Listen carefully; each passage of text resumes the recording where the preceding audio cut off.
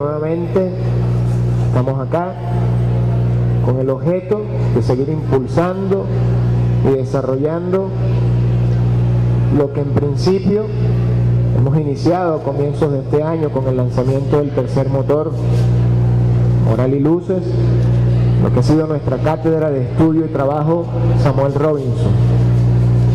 Hoy nos acompaña acá en las instalaciones del Ministerio del Poder Popular para la Educación el amigo, un amigo de la casa, amigo del país, el doctor Juan Carlos Monedero. Juan Carlos, si yo me atreviera a leer su currículum académico y profesional, yo creo que nos llevaría aproximadamente una hora de todos los alcances y logros y estudios que tiene Juan Carlos con nosotros. En líneas generales, Juan Carlos es un estudioso permanente de las ciencias políticas y de la sociología.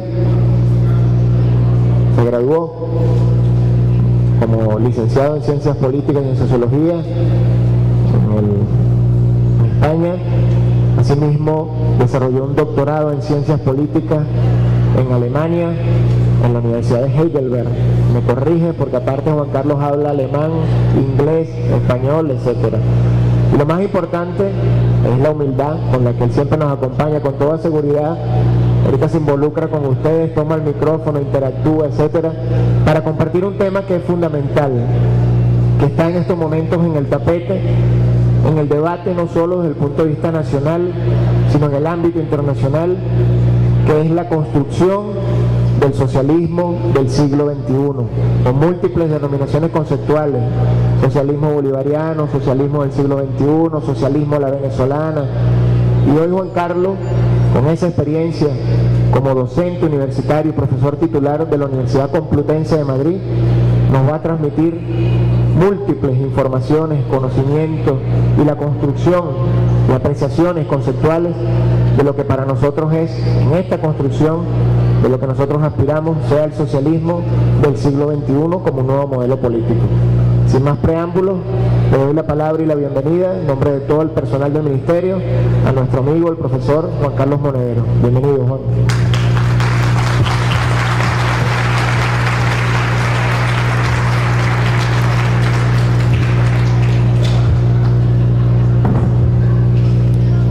Se encuentran en el camino y de alguna manera encontrarme aquí con ustedes, bueno, pues me ayuda a seguir siendo rebelde.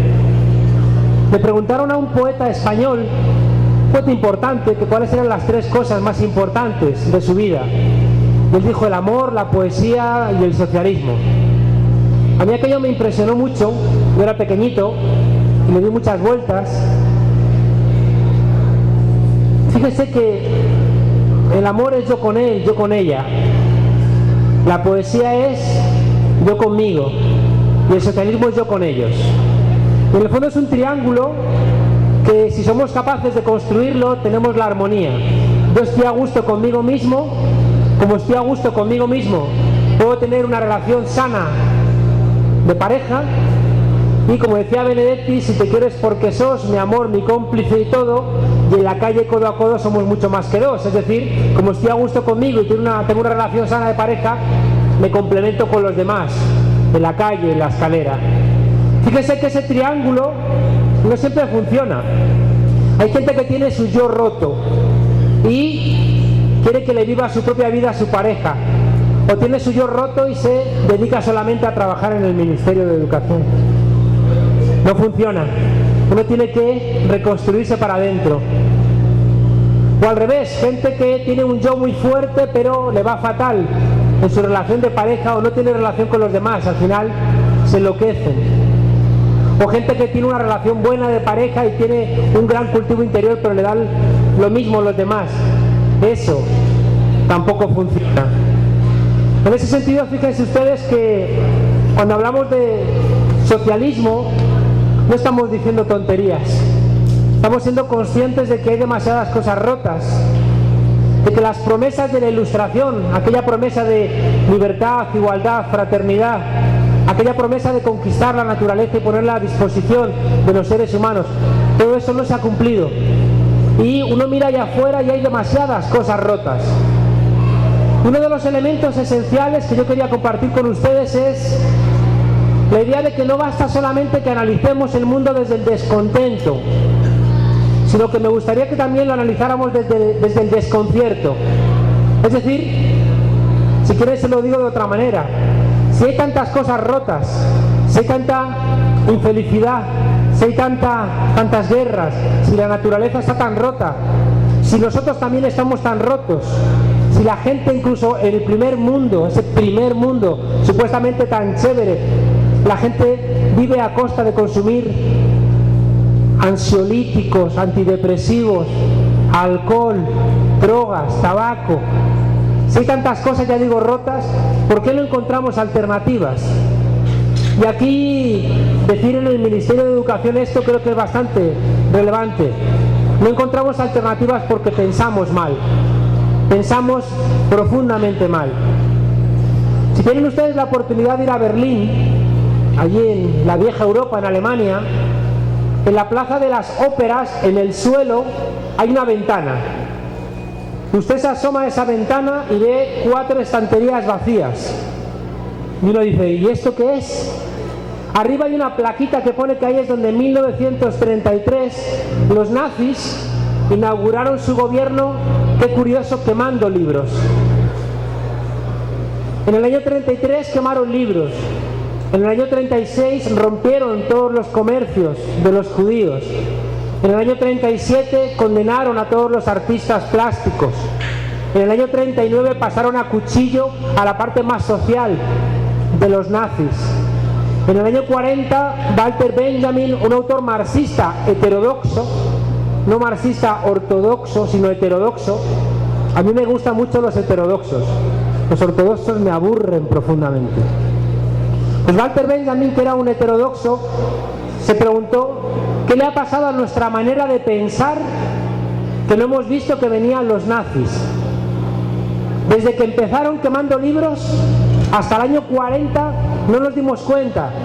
Y es un hombre que empieza a pensar y dice, no nos hemos dado cuenta porque pensamos mal, porque nuestra manera de pensar es equivocada. Esa pregunta sigue siendo válida hoy.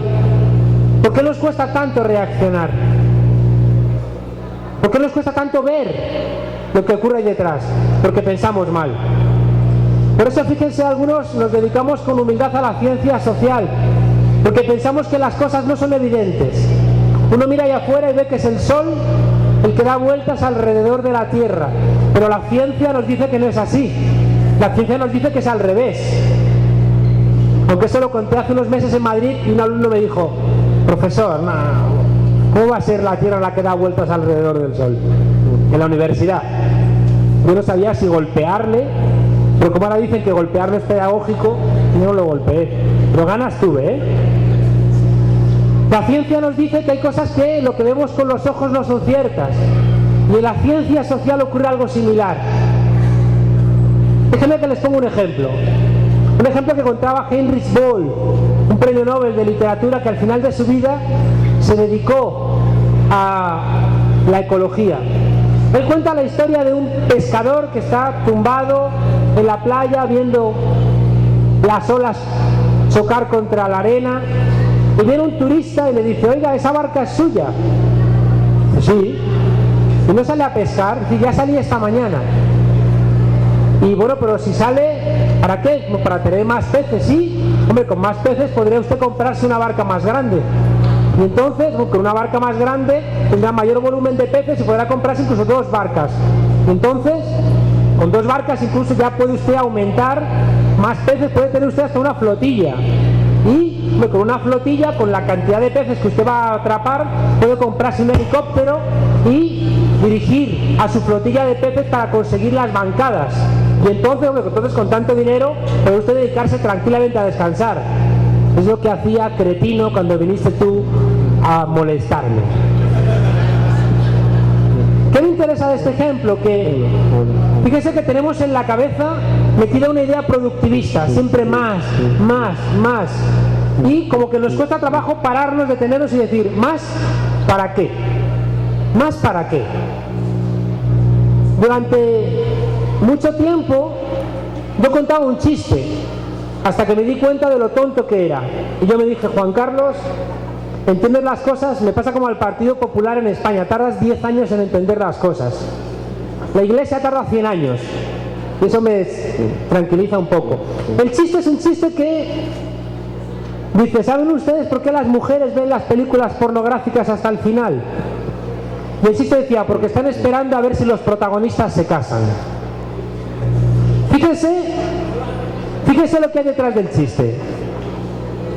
No hay cosa más tonta que una película porno.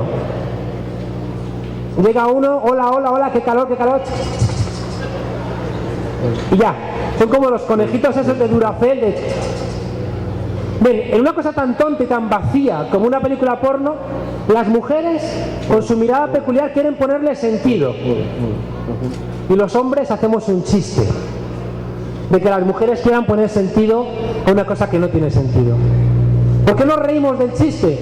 Porque tenemos la cabeza formateada para pensar que las mujeres, bueno, están como en una posición subordinada respecto de los hombres. Le preguntaron a un indio, pies negros, que por qué no araba la tierra. Y él contestó, ¿clavaré acaso un puñal en el pecho de mi madre? Uno escucha la frase y puede pensar, qué indio más hippie. Es simpático, es una buena frase para un calendario. Pero si vemos que desde la revolución neolítica que empezamos a arar la tierra, empieza un proceso de calentamiento global que lleva a que ahora mismo, la mitad del planeta ya no sea recuperable. Y que si no frenamos en 15 años no hay planeta. Estaba tan loco este indio. Era tan salvaje. No. Fíjense, en apenas 3 ejemplos, el productivismo, siempre más, siempre progresar, pensar que siempre avanzamos como algo positivo, las mujeres como algo subordinado, los indígenas como algo exótico pero sin sentido. ¿Cómo son conceptos que los tenemos metidos dentro de nuestra cabeza? ¿Cómo estamos formateados para pensar de determinada forma? Y así pensamos mal. Yo le digo a mis alumnos en España, ¿queréis ser ricos? Y me dicen, sí, y no hay problema. Yo como mi apellido Monedero, yo os lo...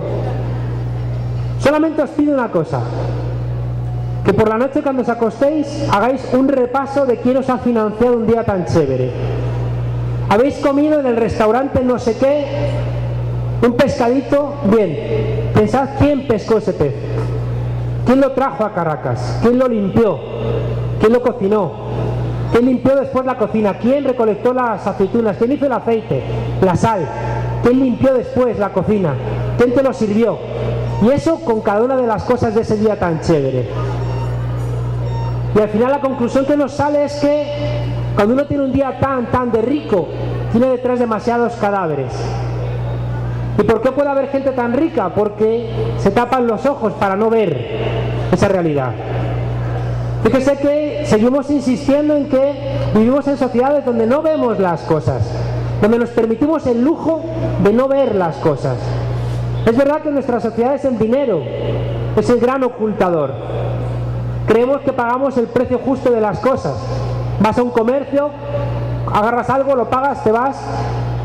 En las sociedades donde no existe el dinero, si yo a usted le doy algo, queda usted obligada conmigo hasta que me dé algo de igual valor o superior. Siempre se mantiene el intercambio. Nosotros en nuestras sociedades mantenemos un pequeño vestigio de eso, que es dar las gracias. Porque entendemos que aunque hayamos pagado el precio por la cosa, no se está agotando ahí lo que están haciendo por nosotros. Y ese dar las gracias es un elemento simbólico de reconocimiento de que todos nos necesitamos en sociedad. Pero el dinero oculta las relaciones. Por eso decía Rousseau, una sociedad justa es una sociedad donde nadie sea tan rico como para tener dinero para comprar a otra persona, y nadie sea tan pobre como para tener que venderse a otra persona. Pero bueno, fíjense que les sigo insistiendo en que son realidades que no vemos. Les decía que para hablar del socialismo a mí no me gusta hablar solamente del descontento, no me gusta hablar solamente de las cosas rotas que hay, sino que también me gusta hablar del desconcierto.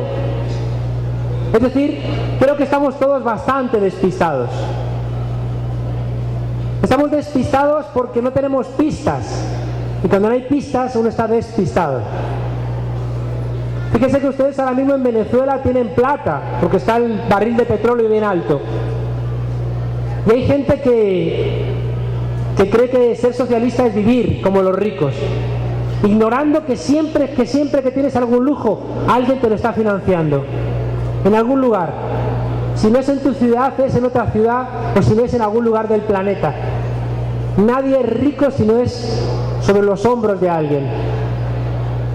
A lo mejor vendiendo el petróleo a otros países a 60, 70, 80 dólares.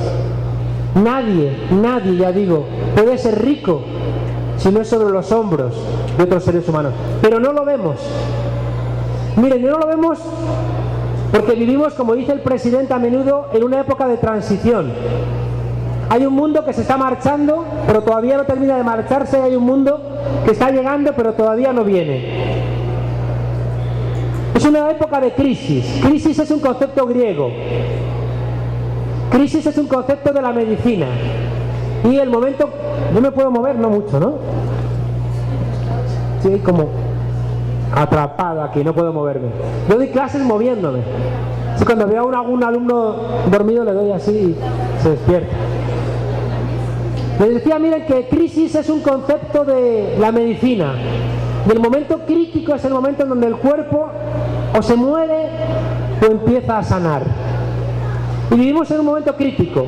Nos puede gustar más, nos puede gustar menos, pero hay un mundo que se está marchando y hay otro mundo que está viniendo, y nos ha tocado históricamente estar en mitad de ese mundo. Y fíjense ustedes que las grandes pistas que nos orientaban se están moviendo, están borrando sus contornos. Les pongo 4 o 5 ejemplos. Un importantísimo, el mundo del trabajo. Durante mucho tiempo nuestra identidad, el reflejo del espejo era nuestra condición laboral. Éramos aquello en lo que trabajábamos. El mundo del trabajo organizaba nuestra vida familiar, organizaba el propio orden de las ciudades. 8 horas de trabajo, 8 horas de ocio, 8 horas de sueño. El lugar de trabajo se convertía en un espacio esencial de nuestra vida. Hoy, en Europa, la media de duración de los trabajos es de 1 año y medio.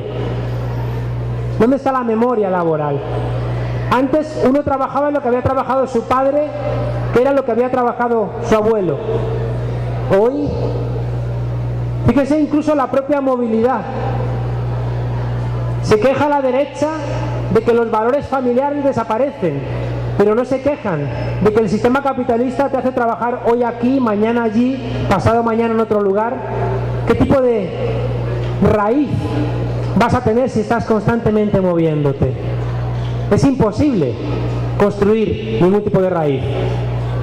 El mundo laboral ocurre como la película esa Full Monty, aquellos tipos que se quedan sin trabajo y al final tienen que hacer un striptease, hombres, para ganar dinero. La metáfora es hermosa y terrible. Cuando no tenemos trabajo, estamos desnudos. Perdemos nuestra identidad. No sabemos muy bien quién somos. Y hoy el trabajo se ha convertido en una realidad líquida. A nuestras abuelas, a nuestros abuelos, los vecinos, le podían construir la biografía. A nosotros, ¿quién nos puede construir la biografía? ¿Cuántas veces hemos cambiado de casi todo? El mundo del trabajo, por tanto, ya no nos ayuda a ordenarnos.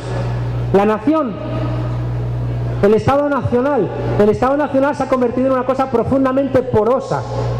¿Quién frena en la frontera a un satélite? ¿Quién frena en la frontera a las mercancías? Seguramente todos ustedes están orgullosos de ser venezolanos. No será por el cine que ven, porque veo la cartelera y solamente ven ustedes cine gringo. Exclusivamente cine gringo. En todos los cines, las mismas películas gringas. Y los cuentos, los cuentan ustedes a sus hijos, los cuentos que es la tradición oral, los cuentos que es el decantado de siglos de nuestros valores. ¿Sus hijos conocen los cuentos venezolanos o conocen los cuentos de Walt Disney? Los cuentos de un hombre blanco, rico, gringo, anglosajón y protestante. ¿Dónde está su reflejo? Yo siempre digo que no me extraña que Michael Jackson se quisiera blanquear Porque uno ve la televisión, las comiquitas, y los negros siempre aparecen como tontos, como juguetes de los superiores. Son como viernes en la isla de Robinson. Por tanto, el Estado Nacional, que era un elemento que nos daba identidad, hoy estamos globalizados. Hay una McDonaldización del mundo. Y conforme algunas cosas son más globales, otras son más locales. Conforme más global es la hamburguesa, la hallaca es más étnica. Resulta que nuestras cosas, nuestros valores, son motivo de un chiste en una película de Indiana Jones. En cambio, vestir blue jeans, comer hamburguesa, escuchar rock and roll, todo eso no. A mí me hace mucha gracia cuando viajo por ahí y veo que la música española está en una sección de las tiendas que se llama música étnica. Y la música venezolana en la sección que se llama música étnica. Y la africana en música étnica. Y luego hay unos autores que esos no son étnicos, esos son universales. Fíjense que tenemos también dificultades, por tanto, para identificarnos en el Estado Nacional. Dios, ay, ya decía Nietzsche aquello de que Dios ha muerto, Dios ha muerto. Dios ha muerto era una expresión que no quería decir que Dios se hubiese agarrado la gripe y hubiera muerto, no. La frase de Dios ha muerto es que Dios ya no sirve para explicar determinados aspectos de la vida social. Ya no puede ser como hacía Franco en España, caudillo por la gracia de Dios. Allí en España decíamos que era porque Dios era un gracioso. No, tú tienes que ganar elecciones, tienes que validarte en procedimientos. Cosas que antes eran milagros, ahora la ciencia se encarga de solventarlos. Hace poco Juan Pablo II, que el Señor tenga en su gloria, en la pelea contra la izquierda mundial, golpeó fortísimo a los jesuitas, porque los jesuitas habían asumido la iglesia de los pobres y habían asumido la dirección de la teología de la liberación. Pero Juan Pablo II, que el Señor tenga en su gloria, se planteó como objetivo acabar con la teología de la liberación y apostó por el Opus Dei. Y se murió el fundador del Opus Dei, apostó por dos, qué curioso, los dos acusados de pederastia, apostó por el Opus Dei y apostó por los legionarios de Cristo. Yo no tengo hijos, pero si tuviera hijos, qué lejos los tendría de determinados curas. No, peligrosos. Bueno, pues Juan Pablo II se muere. Monseñor Escrivá de Balaguer, el fundador del Opus Dei, y en semanas lo hacen santo. Saben ustedes que para ser santo hay que demostrar algunos milagros. Y uno de los milagros de Monseñor Escrivá de Balaguer era que le había quitado unas piedras en el riñón a una señora. O sea, que el hombre era diurético. Claro, cuando uno ve ese milagro hoy, dices, vaya milagro más chimbo, ¿no? Ves usted unas vueltecitas encima del agua, no sé, algo un poco levite, algo un poco más. No, este le quitó unas piedras en el riñón. La frase de Dios ha muerto, fíjense, lo que está planteando es que Dios era el gran orientador de nuestra existencia hasta hace 100 años. Dios era el que decía lo que estaba bien y mal, lo que era hermoso y feo, lo que era verdadero y falso. Y hoy Dios lo hemos colocado en otro sitio. Las ideologías, pero si se cayó el muro de Berlín, se hundió la Unión Soviética. Y las ideologías también como que nos situaron en un lugar complicado. ¿A dónde nos agarramos? Groucho Marx decía, Marx ha muerto, Dios ha muerto, la historia ha muerto y yo me encuentro francamente mal. Como diciendo, ¿a dónde me agarro? Nos estamos agarrando a los libros de autoayuda. Mientras les esperaba a ustedes, he salido ahí a mirar y todos los puestos de allá afuera de libros son libros de autoayuda. Como que se han hundido las explicaciones colectivas y necesitamos, vamos a los libros de autoayuda como quien va al agua cuando está sediento, porque decía, estamos rotos y no tenemos referentes. O acudimos al horóscopo, a ver si me va a querer Ramón o me va a dar un abrazo María Luisa, o a ver si voy a encontrar trabajo o me echan las cartillas, algo. Fíjense que en la Unión Soviética, no, en la República Democrática Alemana, los niños tenían para aprender a leer y a escribir un libro. Se llamaba Nuestro Primer Libro. Y cuando se cae la República Democrática Alemana y se funde con la República Federal, con la Alemania capitalista, los niños siguen teniendo un libro para aprender a leer y a escribir. Pero ese libro ya no se llama Nuestro Primer Libro, sino que se llama Mi Primer Libro. Fíjese qué cambio sutil de Nuestro Primer Libro a Mi Primer Libro. En vez de ayudarte a encontrar soluciones colectivas a el elemento central que articula los valores con los que nos encontramos. Yo, todo, ahora. Fíjense que les estoy planteando un marco de confusión, un marco donde el papel de la familia está cambiando. Las mujeres con mucha inteligencia no quieren repetir los modelos familiares de sus padres. Los hombres, como no nos iba mal con el modelo, estamos ahí peleando, pero las mujeres no quieren. Y las mujeres ahora tienen independencia porque trabajan y tienen su plata. Y nos están ubicando a los hombres, y los hombres estamos ahí como despistados también. Fíjense cuántas cosas se están moviendo: la ideología, la familia, el trabajo, la nación, la política, la iglesia. Fíjese que si pudiera resumir en una palabra todo esto, les diría que estamos pensando mal, porque estamos en ese momento de transición, y de lo que se trata es de despensar para volver a pensar. Tenemos que despensar demasiadas cosas para repensarlas colectivamente. Casi todos los que monologan son peligrosos. Monologa el violador, el ladrón, el arrogante, el autoritario, el racista, el colonialista. Toda esa gente monologa. En cambio, cuando dialogas, tienes que encontrar consensos. Hamlet, príncipe de Dinamarca, la obra de Shakespeare, nos enseñó el monólogo, pero estaba loco. El de ser o no ser, he aquí el dilema, he de aceptar los dardos que me lanza la fortuna. Hamlet estaba loco.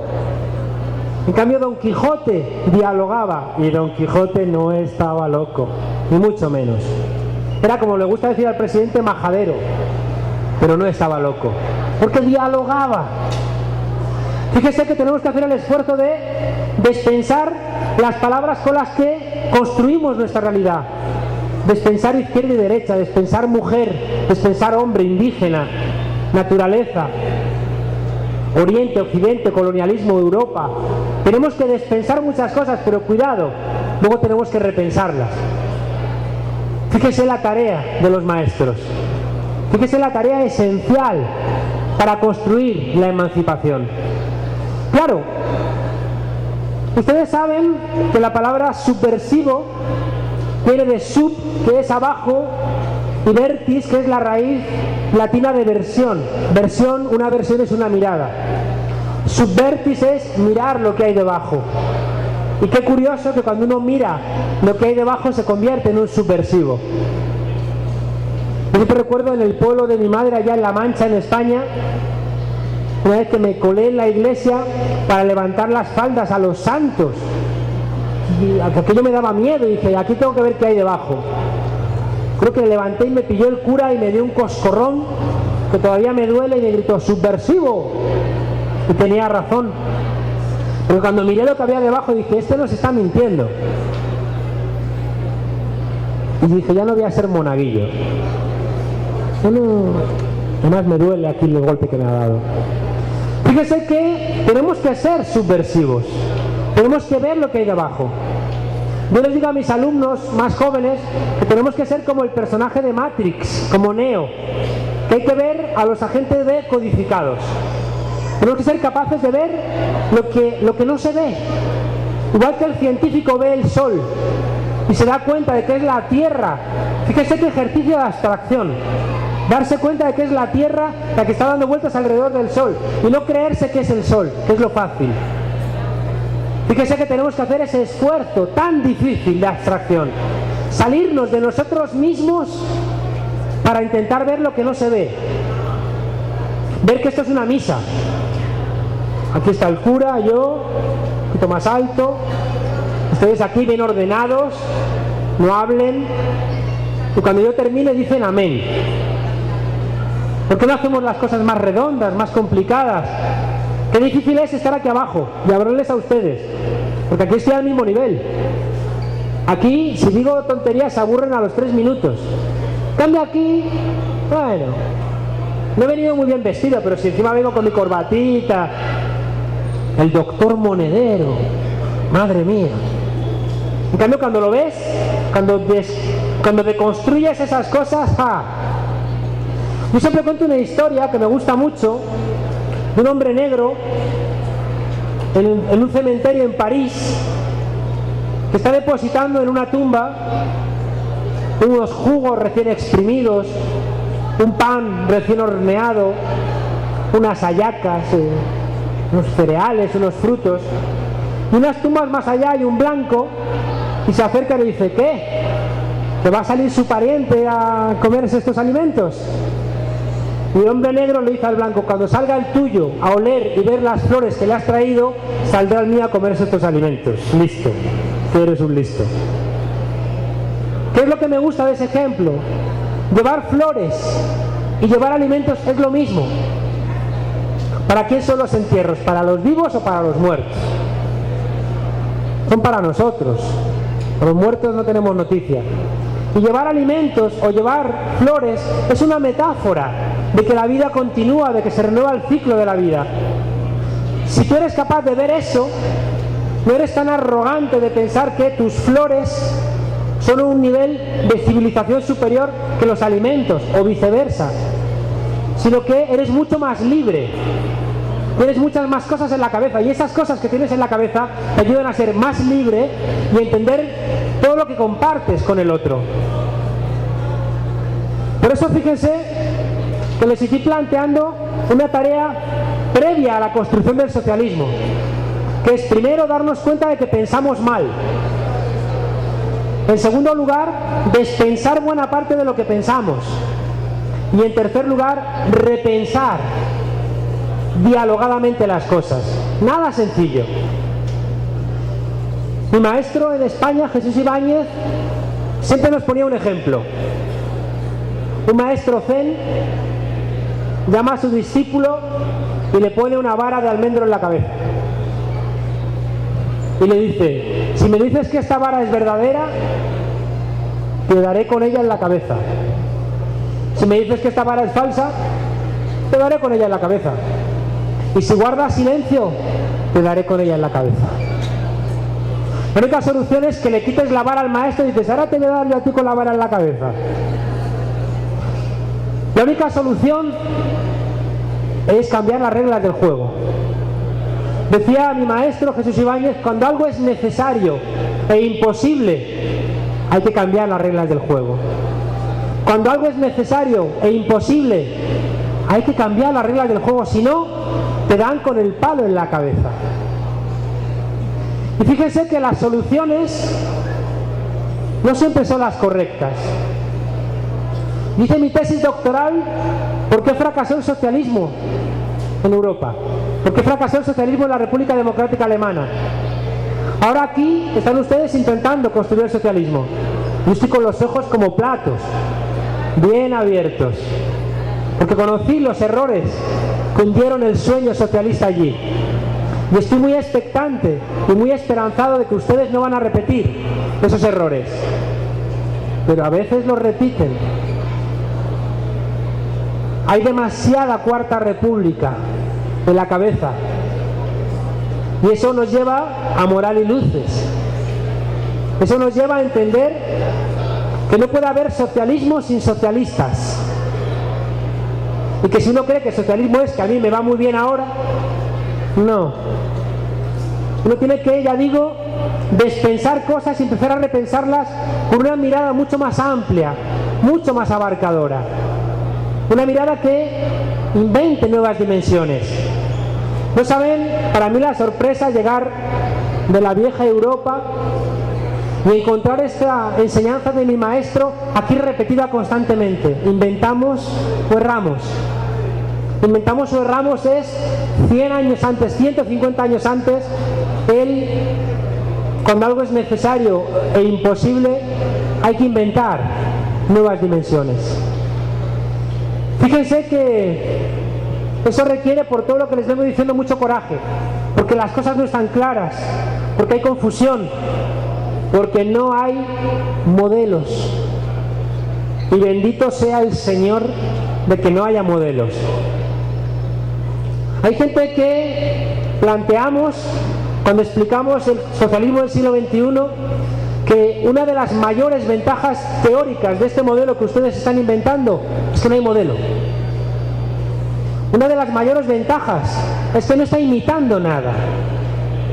Porque, esto es un poco más técnico, pero la modernidad, nuestra forma de pensar, esa forma que les digo que no vale, se está marchando. Y si se está marchando la modernidad, ¿qué hacemos repitiendo modelos del pasado? Y esto, si quieren, nos lleva por lo menos a mencionarles una idea también esencial. No van ustedes a construir el socialismo del siglo XXI si no están absolutamente claros de cuáles fueron los errores del socialismo del siglo XX. ¿En qué falló el socialismo del siglo XX? Y déjenme decirles ahí dos o tres ideas. Miren, el socialismo del siglo XX fue heroico. Vive Dios que fue heroico. Fue heroico porque le paró los pies a los nazis. De 50 millones de muertos en la Segunda Guerra Mundial, 20 millones, casi la población entera de Venezuela, la puso a la Unión Soviética. El Ejército Rojo fue el que le paró los pies a los nazis. 20 millones de muertos. La izquierda siempre es la que se ha enfrentado a las dictaduras. La izquierda siempre ha sido la que ha puesto los presos, los muertos, los torturados, los exiliados. La pequeña Cuba, le guste más a uno, le guste menos su régimen, me da igual, pero la pequeña Cuba le ha parado los pies y le ha dado dignidad al continente americano durante casi 50 años, diciéndole al imperio: no voy a doblar la rodilla, no me vas a doblegar. ¿Por qué? Porque estaba llena de valores de la izquierda. El socialismo del siglo XX fue profundamente heroico. Consiguió sacar a algunos pueblos del feudalismo y los puso en la modernidad. Permitió educación, voto, igualdad a pueblos enteros. Cuidado con mandar al basurero de la historia todo el socialismo del siglo XX. Sería muy injusto. Y querría bien la derecha decir: nada, claro, todo fue mentira. ¡Ja! Les digo con absoluta contundencia que lo más hermoso de nuestras sociedades lo construyó la izquierda. Tenemos voto porque lo peleó la izquierda. Las mujeres tienen derechos porque lo peleó la izquierda. Tenemos trabajo porque lo peleó la izquierda. Tenemos jornada laboral sensata porque lo peleó la izquierda. Tenemos constituciones porque las peleó la izquierda. Pero al mismo tiempo que fue heroico, el socialismo del siglo XX fue terrible. Construyó el Gulag, construyó muros. El capitalismo construye muros ahora, en la frontera de México con Estados Unidos, en España, frente a África. Es normal que el capitalismo construya muros, pero el socialismo no puede hacer muros. No los hicieron. Y fue terrible. Pero hay una cosa que quiero compartir con ustedes, y es que el socialismo del siglo XX, y es algo que no se repite, fue profundamente ingenuo. ¿Por qué fue ingenuo?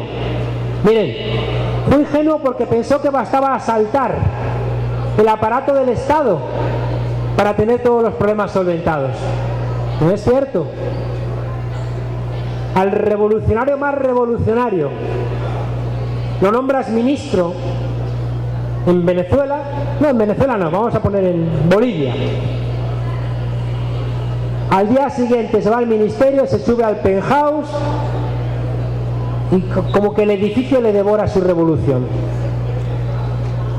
Tranca las calles para llegar, va con 17 coches, con escoltas, y hay que empezar a hablarle de usted. El propio edificio, la propia configuración, la memoria del Estado, los protocolos, los secretarios, los libros, las deudas, los salarios, todo eso al final te devora. Es mentira que te baste asaltar el Estado para poder solventar todos los problemas de una sociedad. Eso fue profundamente ingenuo. Segunda ingenuidad, pensar que podías, con un partido rígido, disciplinado, organizado sobre la base del centralismo democrático, vanguardista, pensar que con eso ibas a regular la sociedad. Profundamente ingenuo. Lo dijo Robespierre, lo dijo Rosa Luxemburgo, lo dijo Trotsky. A los tres les fue fatal. Cuidado con que el partido sustituya a la sociedad. El comité central sustituye al partido y el secretario general sustituye al comité central. Cuidado, cuidado. Alertó el presidente en el Poliedro, en la segunda juramentación del Partido Socialista Unido de Venezuela. Este instrumento o se construye de otra manera o se repiten los errores del siglo XX y entonces no vale. El partido puede convertirse en un instrumento hermoso o se puede convertir como arma de doble filo en una cosa peligrosa. ¿Dónde está la diferencia? En el gran error del socialismo del siglo XX, en no confiar en la gente, en no confiar en la participación. Fue profundamente ingenuo al pensar que lo que había servido para la Unión Soviética podía exportarse al resto del mundo. Fue profundamente ingenuo porque pensó que podía nacionalizar todos los medios de producción y así satisfacer las necesidades de la población. Les recomiendo que lean al Lenin viejito, al Lenin de 1923, poco antes de morirse. Un Lenin que dice: miren, si la gente es honrada me da igual que militen en el partido o que no militen. El Lenin de 1923 que dice a su Politburó: o damos de comer a la gente bien, o el favor que nos hicieron dándonos el poder nos lo van a quitar. Si no satisfacemos sus necesidades, mejor, por lo menos igual, pero con nuestras promesas mejor, que como lo hacían los anteriores, la gente va a decir: ¿para qué tanto esfuerzo? ¿Para qué tanto esfuerzo? Fíjese que lo que les estoy diciendo es que la diferencia esencial entre el socialismo del siglo XX y el del siglo XXI es la participación. Déjenme decirles una cosa un poco dura. Vengo de Bolivia. Venezuela sigue teniendo la iniciativa política en América Latina, pero Venezuela ya no tiene la iniciativa social. La iniciativa social ahora mismo está en Bolivia o en Ecuador. ¿Saben por qué? Porque ustedes se han especializado en salir a la calle a apoyar a su presidente con mucha inteligencia, porque el enemigo a batir era el presidente. Y ustedes han dado un ejemplo al mundo de que a su presidente lo apoya a su pueblo. El 13 de abril hermoso. Pero se han olvidado ustedes de salir a la calle a ayudar a su presidenta a decir cómo quieren que sea el socialismo del siglo XXI. Y están cargando ustedes demasiada responsabilidad en un solo hombre. Y eso no vale. Eso no vale.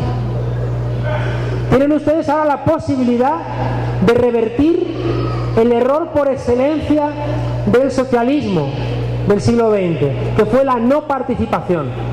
Hoy tienen ustedes todos los instrumentos para participar. ¿Eso significa que está todo hecho? Por favor, imposible. No. A la muerte de Franco, En España hubo durante 30 años, todavía hoy hay lo que llamamos franquismo sociológico. Hoy hay un 30% de la población española que tiene a Franco todavía en la cabeza y en el corazón. Aquí hay todavía mucho cuartarrepublicanismo sociológico. Hay mucha gente que tiene la Cuarta República en la cabeza, en el corazón y en el bolsillo. ¿Y ustedes creen que van a acabar con los cuellos de botella de la corrupción, del autoritarismo, de alguien? En España hay un dicho que dice, dale un carguillo y verás cómo es Juanillo. ¿Ustedes creen que van a acabar con todo eso sin participar? Pero por Dios, ustedes son el pueblo de América Latina que más instrumentos de participación tienen. Si no solventan los problemas es su responsabilidad, suya de ustedes. Basta decir, no, si el presidente está mal informado, no, es que está mal rodeado, no es que... ¿Y ustedes qué? ¿Y ustedes qué? La tarea no es fácil, insisto. La tarea no es fácil porque nos cuesta trabajo pensar. Porque tenemos la cabeza formateada con palabras que nos confunden. Porque las propias palabras nos están robando. Revolución verde. La revolución verde fue inyectar en el campo fosfatos, pesticidas, semillas transgénicas. Y los sinvergüenzas del sistema capitalista llamaron a eso que desertificó el campo, lo llamaron revolución verde. ¡Qué sinvergüenzas! Los manuales de tortura de Estados Unidos no hablan de tortura. Hablan de procedimientos de facilitación de ulterior toma de información. El Fondo Monetario no habla de corrupción, habla de asignación unilateral de partidas no consignadas. Juan Pablo II, que el Señor tenga en su gloria, nunca se atrevió a hablar de pederastia.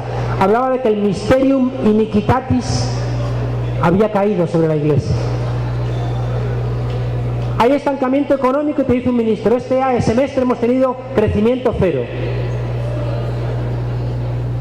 En España hay una cosa impresionante, ahora me voy a poner, esta carretera es una basura, pone, atención, peligro, firme, deslizante.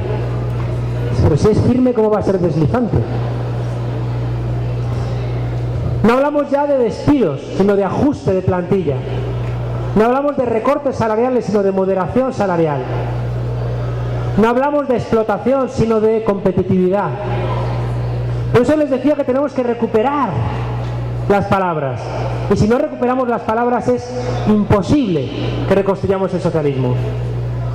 Y me callo, que ya he hablado mucho. El socialismo del siglo XXI tiene que incorporar, les decía, la participación como un elemento esencial. Y yo creo que hay 3 o 4 elementos más que van a marcar la diferencia entre el socialismo del siglo XX y el del siglo XXI. El primero es, y se lo digo con toda contundencia, ¿el socialismo del siglo XXI es ecosocialista o no es? ¿Somos ecosocialistas o la cosa no funciona? Es mentira que nadie pueda ser socialista si no es ecologista. Es mentira. Y eso, fíjese, nos obliga a una reconstrucción teórica muy importante. El pensamiento de Marx. ¿Cuánto nos ha enseñado Marx? ¿Cuánto hemos aprendido de Marx? Yo he tenido varios meses un debate con Emeterio Gómez, que es un señor que cuando era joven era un marxista ortodoxo y furibundo. Y ahora es un neoliberal ortodoxo y furibundo. Y yo le decía el otro día, su única coherencia es ser ortodoxo y furibundo. O sea, su única coherencia intelectual es la furibundez y la ortodoxia. Yo le decía, ni Marx ni menos.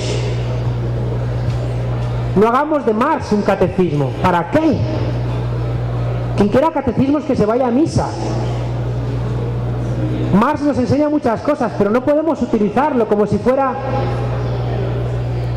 un gurú, que lo que dijo en 1850 vale hoy. Marx es una persona que construye su pensamiento sobre el ejemplo de la Revolución Francesa y después de la Comuna de París, de las revoluciones de 1848, de la Revolución de 1830, luego de la Comuna de París de 1870. Dejemos de utilizar a Marx para darnos en la cabeza unos con otros. El pensamiento marxista Y una buena parte del pensamiento socialista se construyó sobre la idea de la abundancia. El socialismo iba a traer la abundancia. Por eso el marxismo no le prestó atención, por ejemplo, a la construcción del Estado. Por eso el marxismo no tiene una teoría de la justicia. Porque como iba a venir el socialismo y todos íbamos a ser hiperchéveres, ¿para qué te vas a ocupar de...? No hace falta. Como todos vamos a ser buenos y estupendos, pero la cosa no es así. Y esa teoría de la abundancia del socialismo tenemos que despensarla. Los chinos han colapsado ecológicamente. No sé si han leído en la prensa la semana pasada, 200 millones de chinos afectados por inundaciones. China tiene lo peor del socialismo del siglo XX y lo peor del capitalismo de todos los siglos. ¿Cómo que China es un modelo? ¿Para quién? ¿Para quién? Autoritarismo, salarios de miseria, no, y deterioro ecológico. No vale ese modelo. Por Dios, ¿cómo va a valer? ¿Cómo va a valer? Fíjense que el socialismo ya no va a poder prometer la abundancia. Y quien prometa la abundancia es un sinvergüenza. Hay una cosa que se llama la huella ecológica, que mide el impacto que cada uno de nosotros hacemos en el planeta y luego suma el impacto colectivo. Hay medio planeta Tierra que ya no es recuperable. Y esto, tengo la sensación que cuando lo digo, las palabras no tienen el dramatismo de lo que estoy contando. Hay medio planeta Tierra que ya nunca vamos a recuperarlo. Ni sus ríos, ni su biodiversidad, ni sus animales, ni sus árboles. Es medio planeta Marte ya, desertificado, que ya no funciona. Y eso, fíjense, que nos sitúa en un lugar complicado. Los socialistas tenemos una parte de aguafiestas. Tenemos la obligación, la honestidad intelectual de decir: señores, la fiesta se ha terminado. Hay que echar, como decía Walter Benjamin, este heterodoxo, hay que echar los frenos de emergencia. Y a lo mejor nosotros, que ya estamos socializados en algunas cosas, nos cuesta. Pero por favor, enseñemos a nuestros hijos que no pueden repetir esos patrones de consumo que tenemos nosotros. No caben más carros, no podemos utilizar tantos aviones, no podemos consumir tanta carne, no podemos utilizar tantas bolsas de plástico, no podemos utilizar tanta calefacción, no podemos utilizar tanto aire acondicionado. ¿Qué demonios hacen ustedes muriéndose de frío en las oficinas con el cambio climático que hay? Es que a nadie se le parte el corazón. Todo el mundo aquí con abrigo, en el Caribe con abrigo. Me da vergüenza hablar de cambio climático. Me da vergüenza. No me he pasado más frío en mi vida que aquí. Yo he vivido en Alemania, con 20 grados bajo cero. Y sales a abrigas. En Europa, con las calefacciones, en invierno la gente en calzoncillos. Y aquí en el Caribe, con 40 grados, la gente con abrigo. Como dice Eduardo Galeano, el mundo al revés. Por tanto, fíjense, el socialismo o es ecosocialista o olvídense. Segundo elemento, el socialismo o es feminista o está absolutamente demediado. Y no se trata de que los hombres intentemos representar a las mujeres, no es eso. Es que la mirada de las mujeres es propia y es complementaria con la mirada de los hombres.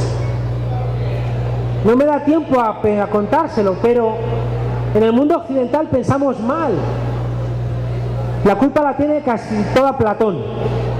Ustedes saben que Platón dijo que había dos grandes realidades: el mundo perfecto de las ideas y luego el mundo imperfecto, que era el mundo de la caverna, nuestro mundo, que son sombras. El problema no es Platón en sí, sino que los padres de la Iglesia, San Anselmo, San Agustín sobre todo, tomaron esa idea y dijeron que había un mundo perfecto y un mundo imperfecto. Y nuestro pensamiento, irradiado desde las iglesias, desde las parroquias, el pensamiento occidental, es un pensamiento de pares enfrentados. Y lo que no es Dios diablo. Lo que no es luz, tinieblas. Lo que no es orden, desorden. Y siempre pensamos con pares enfrentados. Y siempre uno de los dos pares negativo. Objetivo, subjetivo. Centro, periferia. Hombre, mujer. Naturaleza, cultura. Y siempre izquierda, derecha. Diestro, siniestro. Siempre uno de los pares negativo. Así no se puede pensar. Es mucho más rico el pensamiento oriental. Yin y yang, complementarios. ¿Cómo que enfrentados? ¿Cómo que lo que no es orden es desorden? Hoy, con la nueva ciencia, sabemos que hay órdenes en el desorden. Son las teorías del caos. Si miras cómo entra la gente en el metro, no entran desordenados. Entran con un orden diferente. Que a ver, si de repente gritas fuego, la gente huye desordenadamente.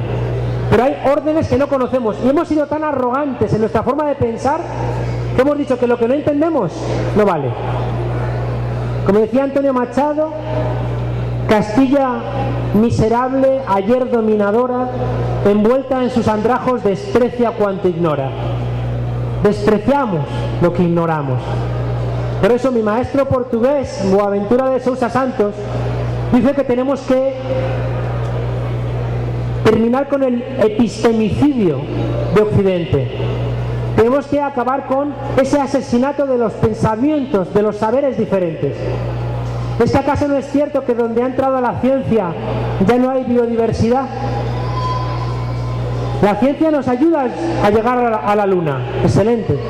Pero coño, donde ha llegado la ciencia ya no hay biodiversidad, hay lluvia ácida, ya no hay animales, hay 10 o 12 animales. Por eso quieren ahora meter la ciencia en la Amazonía. Pero si entra la ciencia en la Amazonía, olvídense. Pero fíjense, somos tan arrogantes que pensamos que lo científico... Yo a mis alumnos les pongo siempre dos fotos. Una foto de una pequeña barquichuela que hay que estar constantemente arreglando, calafateando, poniendo brea para que no tenga vías de agua. Y al lado la foto de un buque factoría de acero inoxidable con redes de platino iridisado que las lanzas, pesca la sardina, le corta la cola, la mete en la olla, la cocina con tomate y la mete en la lata y le ponen el cartón. Y yo les enseño la barquichuela y la piscifactoría y les digo, ¿cuál es moderna? ¿Cuál es el progreso? Que ustedes me dirían. Ustedes me dirían, la piscifactoría. Claro, yo les diría, ¿cuál me garantiza que come la gente de la costa? ¿La barquichuela o el buque factoría? ¿Cuál contamina los mares? ¿La barquichuela o el buque factoría? ¿Cuál agota los caladeros y desertifica los mares? ¿La barquichuela o el buque factoría? En cambio estamos podridos de esa idea de progreso fácil, de esa idea lineal de progreso, que está también en Marx. Siempre progresamos, siempre como avanzamos. La flecha del tiempo es una línea, mientras que hay otras flechas del tiempo que son espirales o son horizontales. En cambio el pensamiento occidental arrogante. El ministro de Energía de Colombia va a ver a unos indios, a unos indígenas, porque van a hacer prospecciones petroleras en su zona sagrada. Va en helicóptero, llega allí, se reúne y le dice, mire, queremos hacer prospecciones y yo, como soy un ministro de Uribe y soy Severe, quiero hablar con ustedes y decirles que vamos a hacer prospecciones. Y le dicen los indígenas, vamos a consultarlo con nuestros antepasados. Ah, muy bien, consulten. No, es que nosotros hablamos con los antepasados cuando hay luna llena. Y el ministro dice, no, pero yo no puedo aquí estar esperando. Regresa con su helicóptero a Bogotá, da una rueda de prensa diciendo, los indígenas son imposibles, no quieren hablar con nosotros. Fíjense que, insisto, el socialismo no lo vamos a construir si no despensamos muchas cosas. Y en ese sentido les estaba diciendo que la mirada de la mujer no la puede representar el hombre. Las mujeres son, como decía Mao, la mitad del cielo. Y su mirada es de ustedes y tiene que complementar la nuestra. No es la mujer contra el hombre. Hay que terminar con ese roto. Hay que terminar con esa pelea. Va a ser bien difícil. Seguramente porque los hombres llevamos sometiendo a las mujeres siglos. Y ellas están arrechas y se enfadan con nosotros. Aunque no hagamos nada a veces. Por tanto, fíjese, el socialismo del siglo XXI tiene que ser profundamente ecologista, profundamente feminista. Tercer elemento, tiene que ser postcolonial. No importen ustedes modelos de ningún lado, no funcionan. El inventamos o erramos eso sí que es casi un catecismo. Es imposible trasladar modelos. Por eso tenemos que hablar de socialismos en el siglo XXI. No puede haber modelos. Por eso yo me estremezco cuando alguien dice el socialismo es científico. ¿Qué? Si es científico es que tiene leyes. Y aplican las leyes y sale. Eso es uno de los errores de un pensamiento marxista ortodoxo mecanicista. Tenemos tanta necesidad de saber que estamos en el lado bueno. Tenemos una necesidad religiosa de saber que estamos en el lado bueno. Y en vez de vivirlo así, espiritualmente, lo queremos convertir en leyes que nos digan, sí, tú estás en el lado bueno. Y si hay leyes, las leyes dejan fuera de la ley a todo lo que no encaja dentro de la ley. Y postular un socialismo científico no es sino postular una vez más una suerte de autoritarismo. Y esto nos lleva al cuarto punto del socialismo del siglo XXI. Yo digo siempre que un socialismo triste es un triste socialismo. El socialismo tiene que ser alegre. Construimos el socialismo porque se vive mejor que en el capitalismo.